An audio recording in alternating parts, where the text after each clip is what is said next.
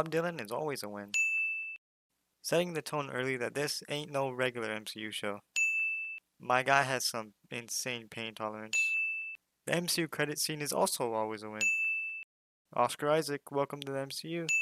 One of the few actors who gets multiple Marvel projects. Also, he gets another Disney project. Maybe they will finally let him act in this one.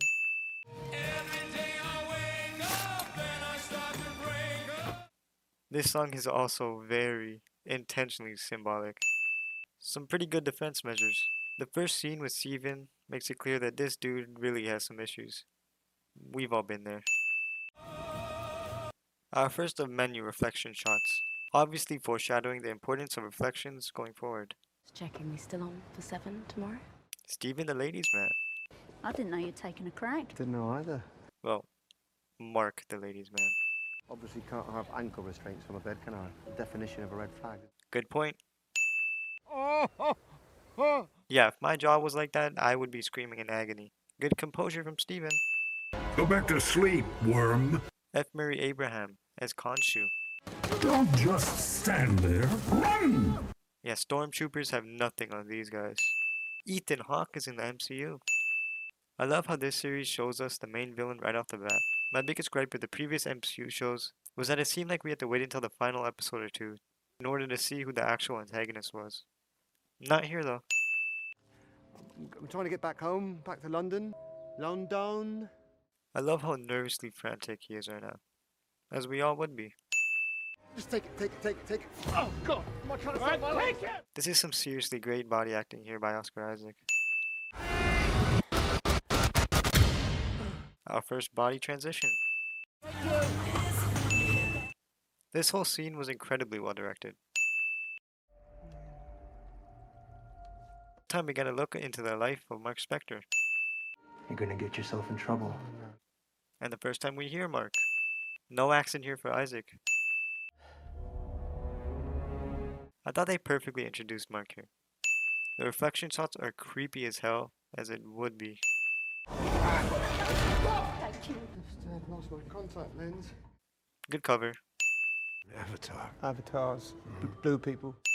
Avatar. You mean that? What I mean. Anime. The scales cannot pick a side because of Steven's multiple personalities. One is perfectly good, the other, not so much. Steven is a better man than me. If an evil cult leader approached me at work, you best believe I'm taking the rest of the day off. The score during the show is amazing, and this scene is a great example of showing it. Steven, you gotta give me control. It's the only way. The first real interaction we see between the two personalities. Damn, that looked like they hurt, and sounded like it. Our first look at the armor granted by Khonshu. This is already one of my favorite costumes in the MCU. Are you crying? A bit. Yeah, a bit. Honesty. Well, that's ominous. Marvel loves these staring into the camera shots. Particular group of doctors has a long-standing relationship with us. Hey, at least the employers are trying to get him some help.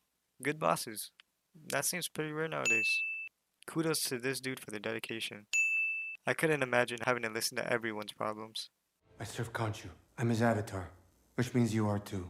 Mark tells Steven that they both serve the god Khonshu, and Steven is, well, rightfully overwhelmed.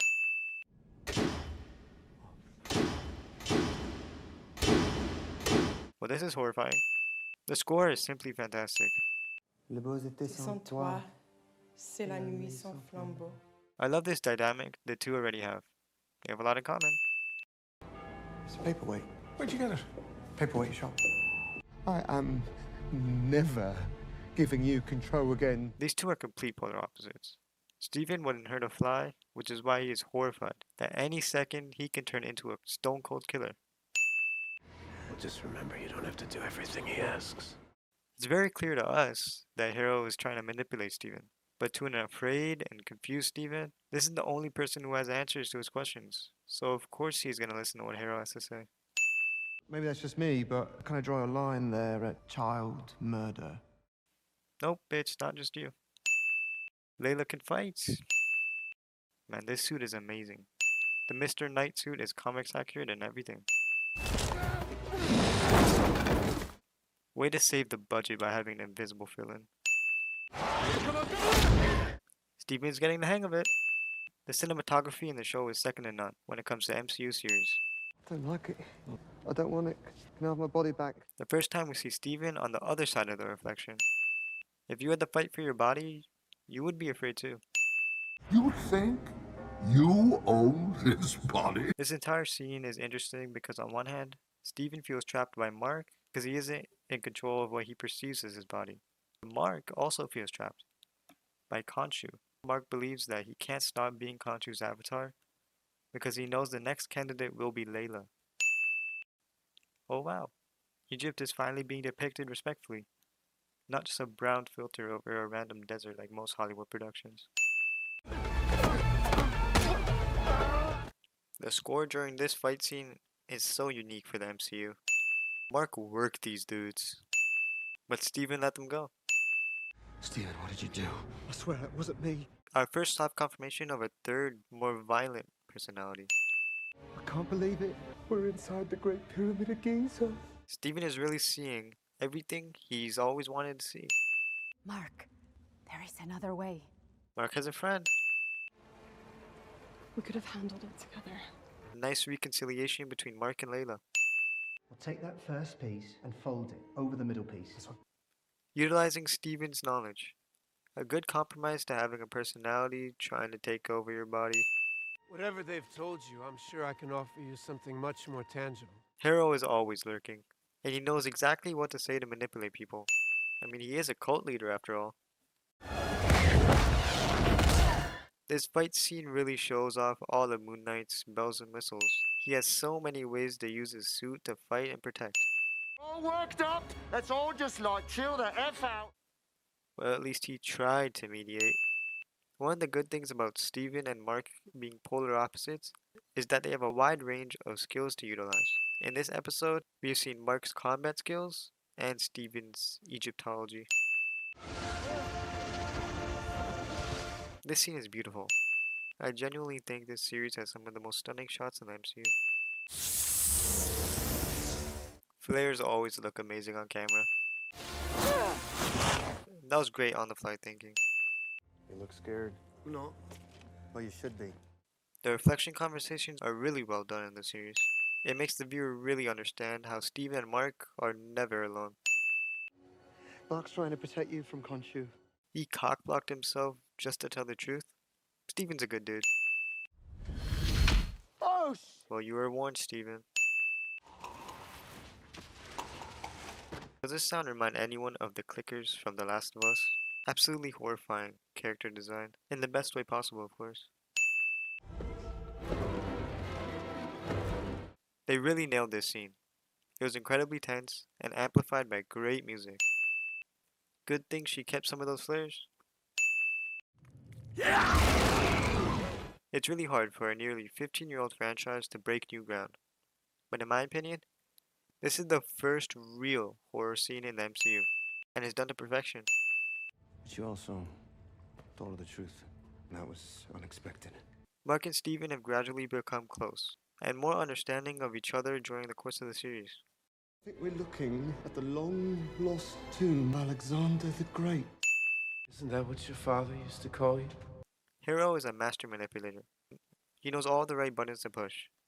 In this case, he knows that the one thing Layla wants most is answers about her father's death. But you were there. I was there. Mark finally tells the truth about Layla's father.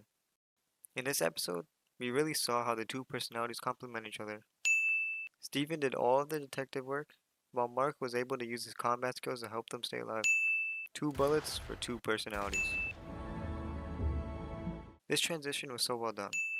It goes from Mark falling into the light into a flashlight. Now this is when the show really embraces the weirdness. The attention to detail in the scene is top notch. You will see references to previous episodes throughout, whether it be characters or props. And here we see Mark and Layla in a mental institution. This show really wants its audience to believe that everything was just a hallucination. At first, I think everyone's reaction was, what the hell is happening? Which is obviously very intentional.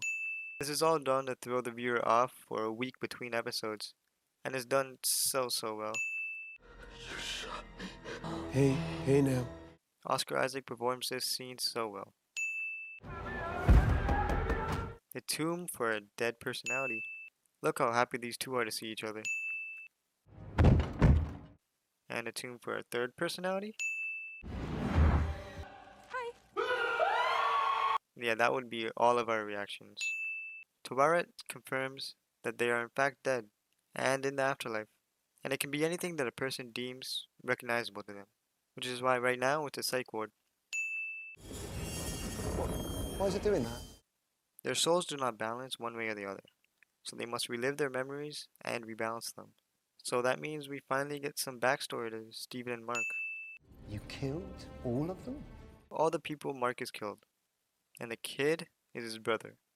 Mark blames himself for his death, which is why he is in the room.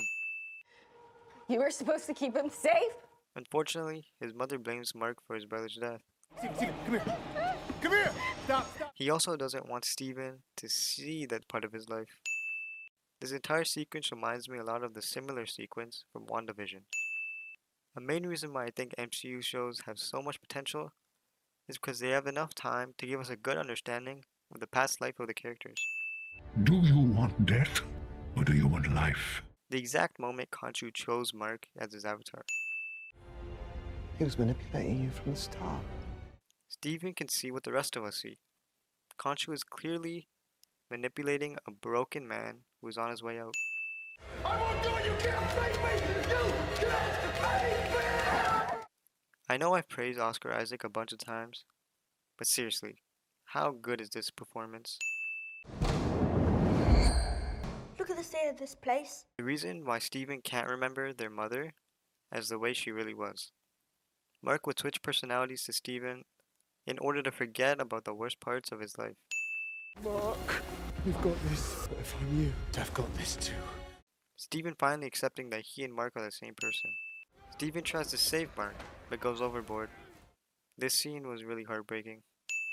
The scales balanced, meaning Mark should be able to live the rest of his afterlife in paradise, but in reality, he can't live in paradise without Steven. This is probably the most beautiful MCU show to date. Stephen Grant. Whoever else might be in there. Whoever else, huh? A little foreshadowing? Who wants to heal the world? The villain succeeded, something we don't see very often in the MCU. And a little showcase of how much power Hero actually has. It's Mark who's telling you to stop. Mark is finding a way to communicate with Layla from the afterlife. 5 avatars versus 1 man? Who wins? Apparently 1 man. Amit has been released. Hero has achieved his objective that he has set out for himself at the beginning of the series. You are the avatar that I need. And becomes Amit's avatar. We'll work together without me enslaving myself. Layla releases Khonshu, and simultaneously stands up to Khonshu. We need to go back for him. Mark leaves his perfect peaceful afterlife in order to save Steven. He's perfectly balanced for the first time, but is willing to give it up in order to bring Steven back. You are the only real superpower I ever had. God versus God, the ultimate boss fight. But we do come as like a package deal now. Mark and Steven can now switch between personalities without fighting each other. Layla becomes Tawaret's avatar. The amount of power Hero has is insane. He is able to judge pretty much anybody. Nice armor. And wings. The final fight commences. We've been waiting 6 episodes for it. Who would have never guessed? Steven can fight like this at the start of the season. His progression has been amazing. The choreography during the entire fight has been remarkable. You can really feel every punch and kick. انتي سوبر هيرو مصرية؟ This transition was amazing. The third personality has been teased multiple times already and showed up when they needed him the most. Amit's reign has been short-lived to say the least. You want them dead? Do it yourself. Mark stands up to Khonshu for the first time. Now release us. and he's freed. Steven, you there? Can't believe it worked. And it ends with the two personalities living harmoniously. The first post-credit scene of the series.